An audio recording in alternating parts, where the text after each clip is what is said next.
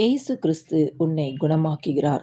அப்போஸ்தலர் 39வது அதிகாரம் 33லிருந்து 35 வசனம் வரை.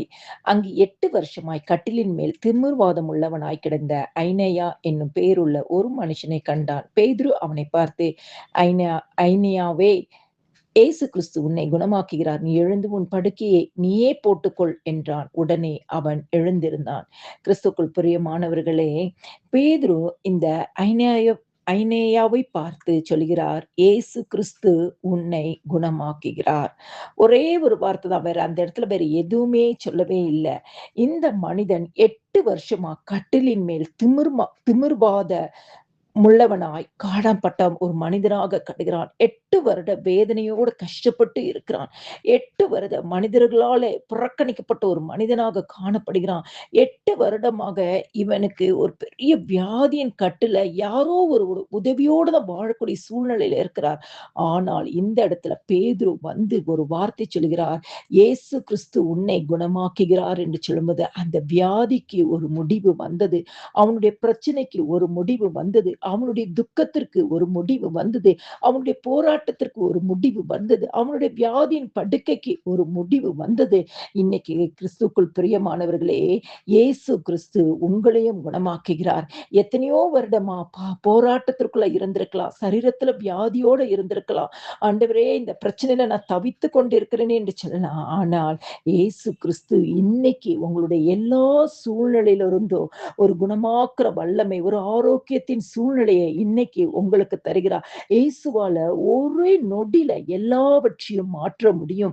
ரோமியா 32:27 சொல்கிறது, இதோ நான் மாம்சமான யாவருக்கும் தேவனாகிய கர்த்தர் என்னால செய்ய முடியாத அதிசயமான காரியம் ஒன்று உண்டோ? ஆண்டவரே கேட்கிறாரு, என்னால ஏதாவது அதிசயமாக செய்யக்கூடாத காரியம் உண்டோன்னு. இன்னைக்கு ஆண்டவரால கூடாதது ஒன்றுமே இல்லை. இயேசு என்ற நாமத்தை நீங்க சொல்லுங்க. இயேசு என்ற நாமத்தை அறிக்கை செய்யுங்க. இயேசு என்ற நாமத்தை இருதயத்துல விசுவாசிங்க. இயேசு என்ற நாமத்தை சொல்லும் பொழுது உங்களுடைய எத்தனை வருடமான போராட்டங்கள் மாறும், நோய்கள் மாறும், கடன்கள் மாறும், கட்டுகள் உடையும். இன்னைக்கு உங்க வாழ்க்கையில ஒரு அற்புதம் நடக்கும். கிறிஸ்துவுக்குள் பிரியமானவர்களே, சங்கீதம் 103:2-3 சொல்லுகிறது, அவர் உன் அக்கிரமங்களை எல்லாம் மன்னித்து உன் நோய்கள் எல்லாம் குணமாக்கி கிருபையினாலும் இரக்கத்தினாலும் முடிச்சூட்டினாராம். இன்னைக்கு எப்படிப்பட்ட பாவத்தின் வல்லமைக்குள்ள கட்டப்பட்டு இருந்தாலும், எப்படிப்பட்ட அக்கிரமத்தின் வல்லமையில கட்டப்பட்டு இருந்தாலும், ஆண்டவராகிய இயேசு கிறிஸ்துவை நோக்கி பார்த்து சொல்லுங்க, ஏசப்பா, என் பாவத்தையும் அக்கிரமத்தையும் மன்னிங்க என்று சொல்லும்போது உங்களுடைய நோய்கள் எல்லாம் குணமாக்க அவர் உண்மையும் நீதியும் உள்ள தேவனாய் இருக்கிறார். அந்த இடத்துல பேதுரு தன்னை குறிச்சு எதுவுமே சொல்லல. இந்த ஐனேயாவை பார்த்து வேற எதுவுமே சொல்லல.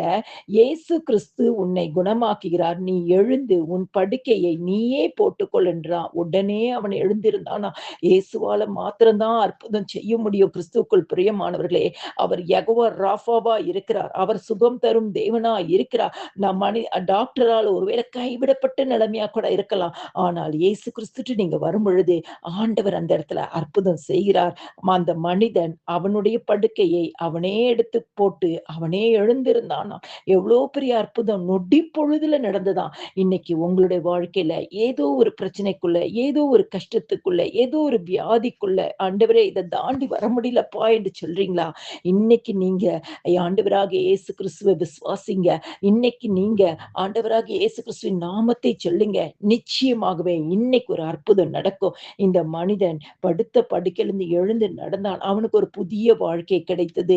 அவனுக்கு புதிய காரியத்தை கர்த்தர் செய்தார். அவனுடைய துக்க நாட்கள் முடிந்து போயிற்று. இன்னைக்கு இந்த வேளையில இந்த வார்த்தையை கேட்டுக்கொண்டிருக்கிற யாராக இருந்தாலும், எப்படிப்பட்ட கட்டுக்குள்ள இருந்தாலும், எப்படிப்பட்ட வியாதியின் படுக்கையில இருந்தாலும், இயேசுவின் நாமத்தை சொல்லுங்க.